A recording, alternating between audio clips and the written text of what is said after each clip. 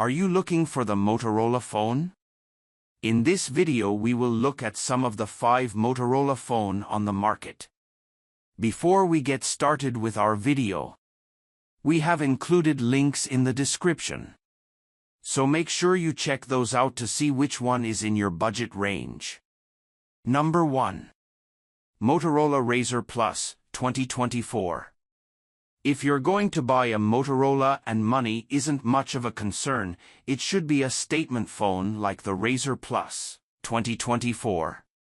This 3rd-gen folding flip smartphone, 7 out of 10 Wired recommends, is much more refined, adding features you've come to expect in a modern-day handset, like an IPX8 water resistance rating that keeps it safe from dips in the pool, and a bright 165Hz OLED screen that is easy to read in sunny conditions.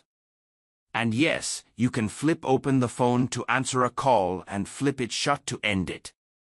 When it's closed, the enlarged 4-inch OLED cover screen can show you notifications, apps, and handy widgets to check the weather, calendar events, and news. It even lets you play some fun mini-games. You can also use the superior primary cameras, which would typically be on the back of the phone but are now at the front, to snap selfies and see previews on this external screen. They're some of the sharpest selfies you'll snap. Open it up and you have a 6.9-inch screen that functions like a standard phone.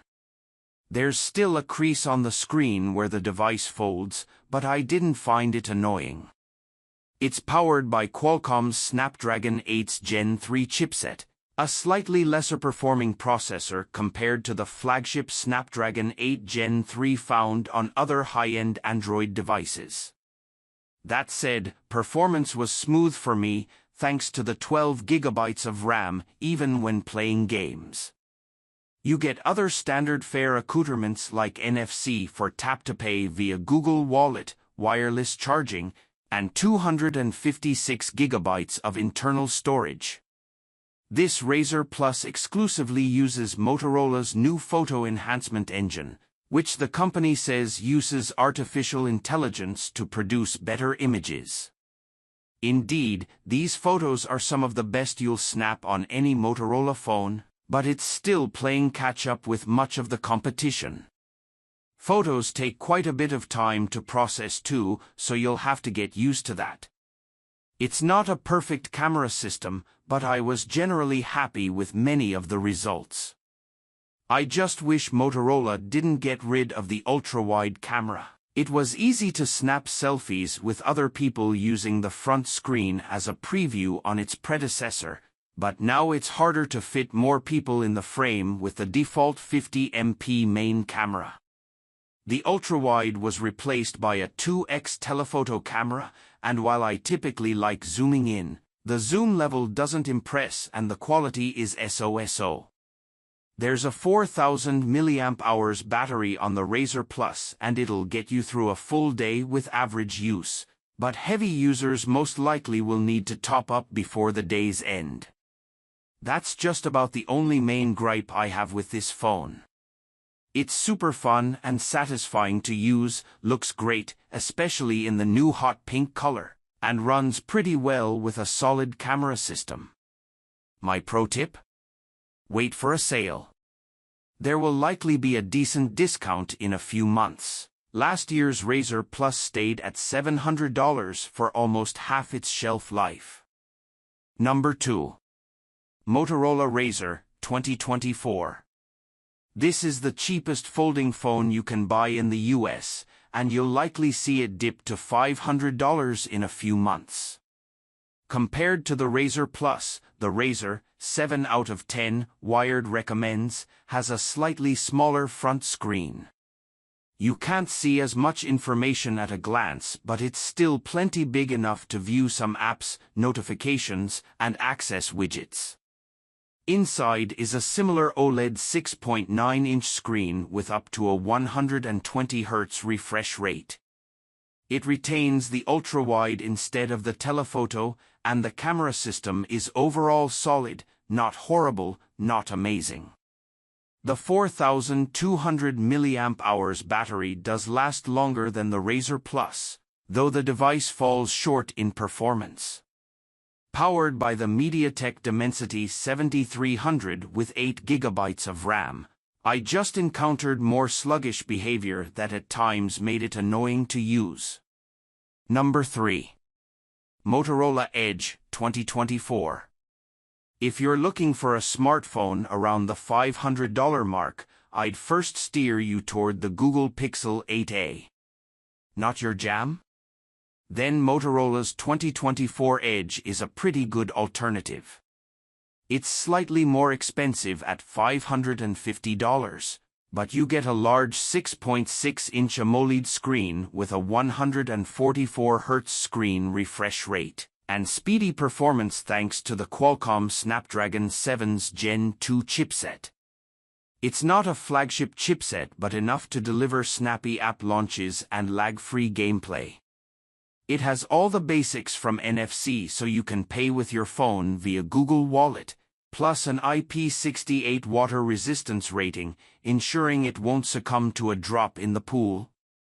It supports wireless charging, comes with 256 GB of storage, and packs some pretty loud Dolby Atmos stereo speakers. I used it as my daily phone for 2 weeks and it performed remarkably well. The 5,000 mAh battery comfortably lasts a full day with average use and often can go well into the second day before a top-up. Use the Edge heavily and it's firmly in the charge once a day territory. I do have a few gripes though. The Edge uses a so-called waterfall display where the glass on the front curves into the edges for a more immersive look.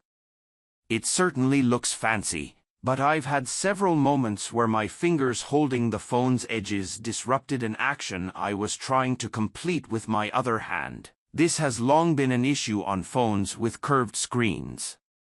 It's easy to get used to and adjust your grip quickly, but it's annoying. Second, the 50MP main camera has a bit of shutter lag, which can be frustrating when you're trying to capture moving subjects, like my dog, who won't sit still. The pics you can get out of it are solid, perfectly acceptable images during the day. The contrast is a little too strong sometimes, and it doesn't handle high-contrast scenes all that great, but there's good detail. In low light, you'll encounter a few more blurry photos due to that shutter lag and shaky hands, but if the conditions are right, you can get some sharp, in-focus shots. This is where the Pixel 8a handily beats the Edge 2024. Unfortunately, Motorola promises only 2 Android OS upgrades, up to Android 16, and 3 years of security updates to the Edge 2024. The Pixel 8a will get 7 years of software support and costs less. This is one of Motorola's biggest weaknesses, but if you plan on upgrading within 3 years or so, then it isn't a big deal. It's worth noting that since Motorola phones go on sale very often, I'd wait to nab the Edge until it starts dipping below $500. Number 4. Motorola Moto G 5G Power 2024.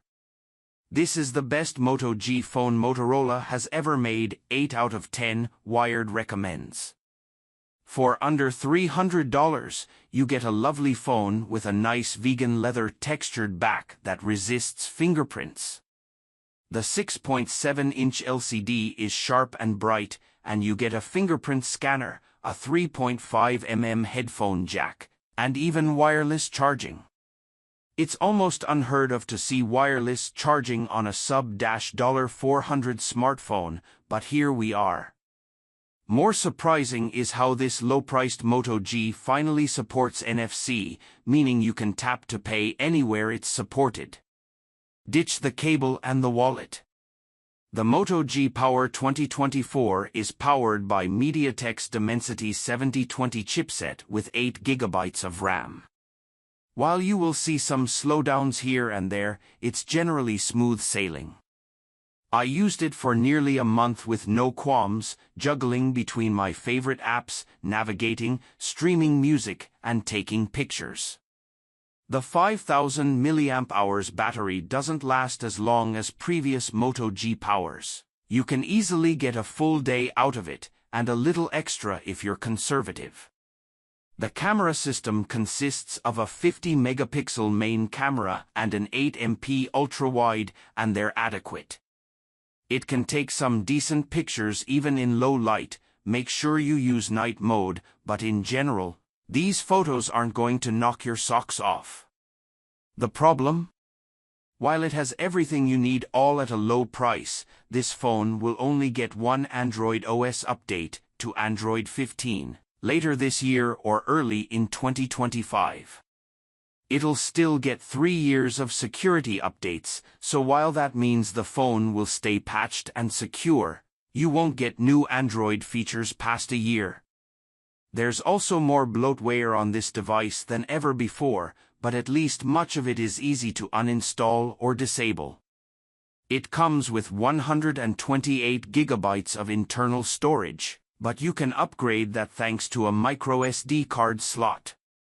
If you can get past those flaws, the Moto G Power 5G 2024 is one of the best phones you can buy for less than $300, and better yet, it has already dipped as low as $282, so wait for a sale.